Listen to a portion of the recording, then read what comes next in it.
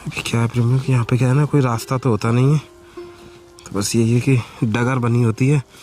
तो किसी डगर पे अगर 2-4 दिन ना चले वो रुंझ जाती है, मुंद जाती है कूड़े करकट से। ये नंगा तार छूने से करंट लगता है, बिल्कुल। तो आप नंगा तार नहीं छूओगे। बच्चे को नहीं पता होता है, वो अबोध होता है, तो आप बच्चे से थोड़ा बड़े हो जाओ। आप सबसे पहले हर चीज को जानो, सत्य को समझोगे, सब कुछ हो जाएगा, संयम नियम सब होने लगेगा।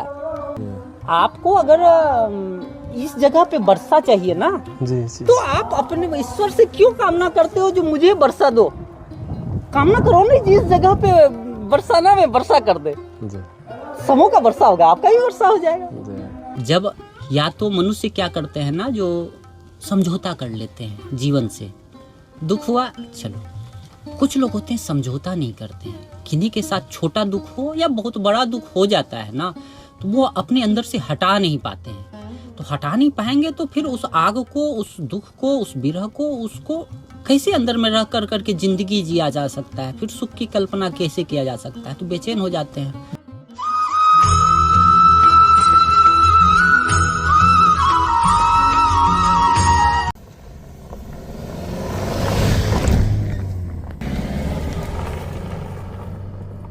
राधे राधे प्रेमियों अभी हम श्री जी की कृपा से सुबह से निकले सेवा में। प्रभात का समय है और ये आप दृश्य देखेंगे आगे की कुटिया की तरफ जाने के, एकदम मनोहर जंगल से भरे, एकदम सुबह सुबह के बहुत भोर के दृश्य। जय जय श्री राधे, जय जय श्री राधे। और ये प्रेमियों आप देख रहे हैं, यानी कि श्री जी की कृपा से यही प्रयास है कि जो संत महाराज जंगलों में, पहाड़ों में और इन कंदराओं में रह के भजन साधना कर रहे हैं, उनकी सेवा में प्रेमियों हम चलें। ये पहाड़ का रास्ता है, ऊबड़ खाबड़ रास्ते होते हैं यहाँ पे, और संत महाराज इन्हीं रास्तों से आते जाते अपना भजन साधन करते हैं। अभी क्या है प्रेमियों कि यहाँ पे क्या है ना, कोई रास्ता तो होता नहीं है, तो बस यही है कि डगर बनी होती है। तो किसी डगर पे अगर 2-4 दिन ना चले वो रुंझ जाती है, मुंद जाती है कूड़े करकट से। ठीक ऐसे ही हमारा मन रहे हुए, अगर ठाकुर जी को भजन निरंतर ना करें तो ये भी रुंझने लग जावे, यानी मुंदने लग जावे माया के प्रभाव से। तो अब जैसे यहाँ डगर पे बाबा रोज आते जाते होंगे, तो एकदम साफ सुथरी, एकदम अच्छी रास्ता बनी हुई है।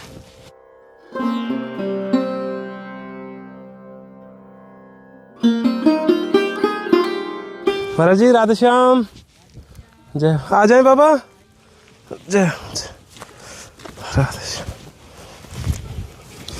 भैया देख के ये थोड़े कांटे वाटे से हैं यहाँ पे।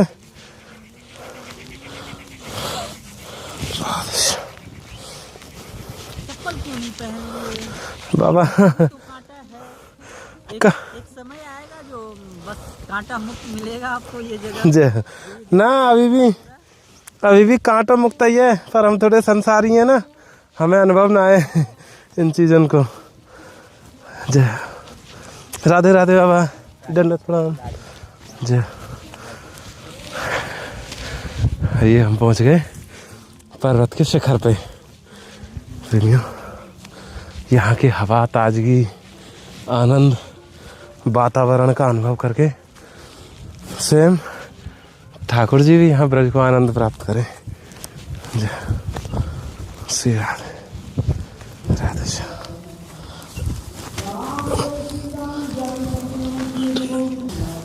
कैसे हैं महाराज जी? ये क्वेश्चन तो निराधार हो जाता है हम लोगों के लिए, हम लोग हमेशा आनंदित जय हो जय हो जय हो। इनके शरण में हैं और इनके शरण में कोई चीज की कभी कमी नहीं रही है, हमेशा आनंद में रहते हैं। सुख दुख हम लोग को तो मतलब रहता नहीं है, बस आनंद आनंद आनंद। अपने इस देह भाव में तो है नहीं जी, चेतना की ओर, अपने आत्मा की ओर अग्रसर हो रहे हैं, बस आनंद ही है। ये इसमें रहेंगे ना तो बहुत सारा कष्ट होगा, दुख होगा, और हमेशा कामना में लगे रहेंगे, वो सारा चीज नहीं है। इसीलिए ये क्वेश्चन अब निराधार है। क्षमा करना बाबा, क्षमा करना, हमें नहीं जानकारी ना ज्ञान है कछु। हमेशा आनंद में बाबा, हम कैसे रहे आनंद में? हमें भी कछु कृपा करो कि या हमेशा या प्रसन्नता में ठाकुर जी के चरणों में कैसे लगे रहे, कैसे कृपा बरसेगी बाबा? देखो, दो ही चीज़ होता है, एक जानना एक मानना। और हम जान रहे हैं सिर्फ और सिर्फ अपने शरीर को, मानते भी हम अपने शरीर को हैं। जब तक ये जानते मानते रहेंगे तब तक संभव तो नहीं है। क्षणिक सुख, थोड़ी थोड़ी सुख मिलेगी, फिर दुख ही दुख मिलेगी। जिस दिन आप ये जान लेंगे जो आपका ये शरीर सिर्फ साधन मात्र है, आप शरीर नहीं हो और आपको आत्म स्वरूप में उधर जाना है, तो आप गृहस्थ आश्रम में भी रहोगे, वहाँ भी रहोगे, तो सिर्फ और सिर्फ प्रेम स्वरूप में रहोगे। प्रेम स्वरूप में रहो, फिर देखो आनंद ही आनंद है। आपको अगर इस जगह पे वर्षा चाहिए ना, जी। तो आप अपने ईश्वर से क्यों कामना करते हो जो मुझे वर्षा दो? कामना करो नहीं, जिस जगह पे बरसाना में वर्षा कर दे। समूह का वर्षा होगा, आपका ही वर्षा हो जाएगा। तो सुख चाहते हो तो समूह का सुख की कल्पना करो। सब सुखी है, आप भी सुखी। नहीं तो आप अकेला सुखी रहोगे तो दूसरा दुखी रहेगा, तो आपको सुखी भी रहने नहीं देगा। सत्य है ना।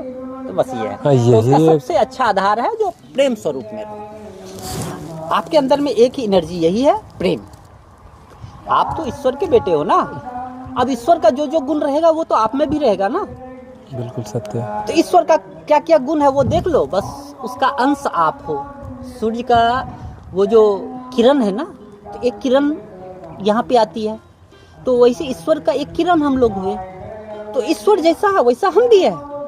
बस हम इस प्रकृति में जो बंधे हुए हैं ना, ये प्रकृति जो जो शरीर का संदेश देता है, मन उसी को बताते रहता है, उसी में लगे रहते हैं। सत्य बात है। इस वजह से हम लोग थोड़ा सा दुखी हो जाते हैं। शरीर का तो है, मन तो कभी तृप्त होगा नहीं, क्योंकि शरीर ये जो प्रकृति है ये कभी तृप्त तो हो नहीं सकता है। भूख हमेशा लगता रहेगा, इंद्रियां हमेशा काम करती रहेगी, और मरण धर्मा है। इसके पीछे बस इतना ज़्यादा तवज्जो नहीं देना है। इसकी जितनी ज़रूरत है, इसको स्वस्थ रखना है। ये आपका बहुत अच्छा साथी है, इसके बदौलत ही आप हैं, इसके बगैर आप नहीं रह सकते हैं। तो इसका सम्मान कीजिए, इसके साथ रहिए और इसको बैलेंस रखिए। इसको ज़्यादा बदमाशी मत करने दीजिए, इसको ज़्यादा भोग मत करने दीजिए, इसके साथ रहिए। बाबा वो संयम, वो नियम कछु दे दो बाबा। हमने कहाँ ये गुणवंते हम भूल चुके। हम ये माया आप जब जान जाओगे ना, इतने लीन करंट लगने से ये नंगा तार छूने से करंट लगता है, बिल्कुल, तो आप नंगा तार नहीं छूओगे। बच्चे को नहीं पता होता है, वो अबोध होता है। तो आप बच्चे से थोड़ा बड़े हो जाओ। आप सबसे पहले हर चीज को जानो, सत्य को समझोगे, सब कुछ हो जाएगा। संयम नियम सब होने लगेगा। संयम नियम तो आगे का मार्ग है, वो चलने की बात है। जब चलोगे तब तो ये सारी बातें आएगी ना।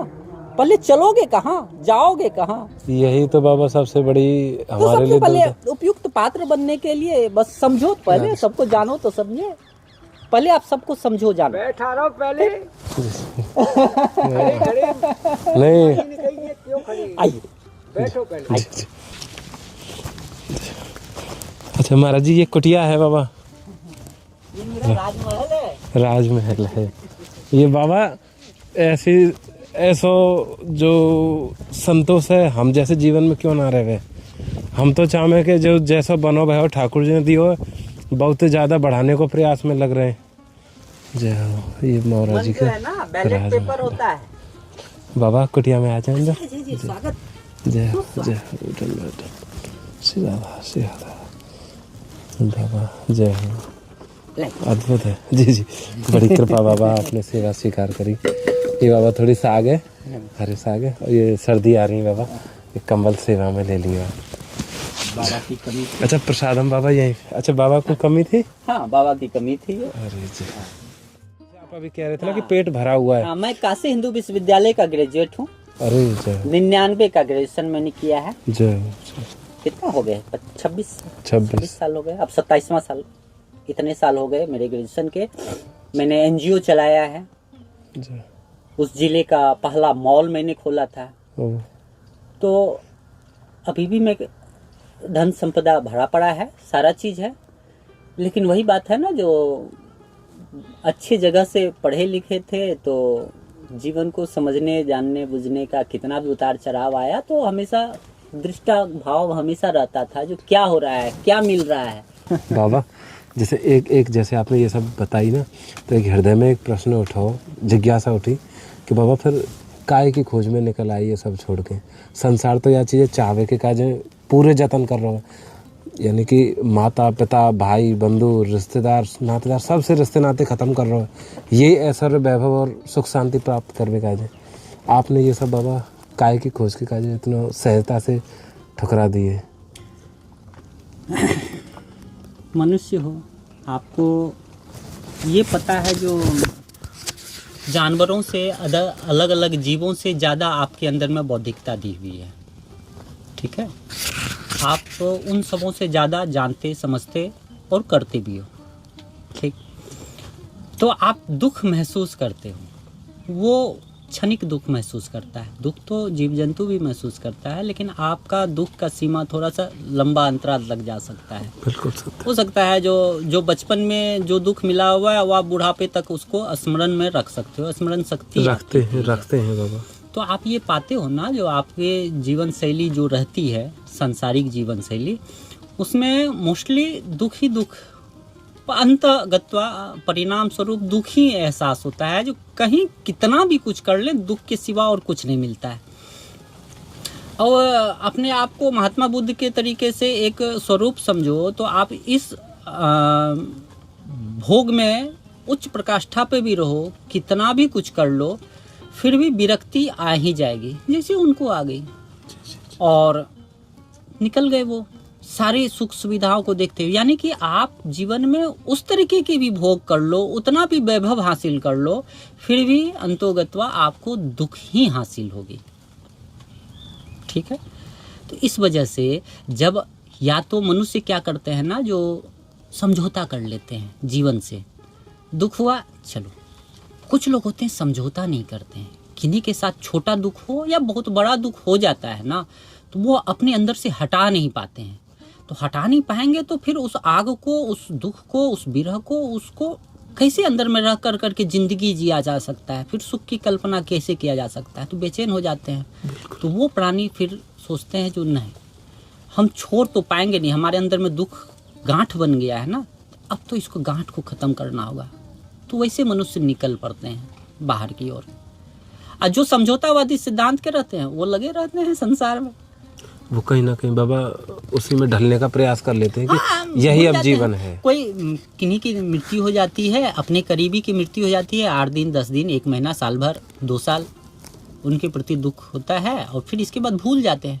कुछ लोग भूल नहीं पाते हैं, कुछ लोगों की किसी भी के प्रति भी जड़ जमा हुआ रहता है ना, वो जड़ में अगर कुछ ऐसा हो जाता है जो उनसे छिन जाता है, लोभ मोह जो भी चीज़ हो, वो जब छिन गया तो फिर वो गांठ बन जाता है। तो गांठ के साथ में कुछ लोग नहीं जी पाते हैं, तो आगे बढ़ते हैं। जो ऐसा दुख फिर ना मिले, इस दुख को जब तक ख़त्म नहीं करेंगे तो फिर हम जीवन कैसे जिएंगे, तो फिर आगे बढ़ते हैं।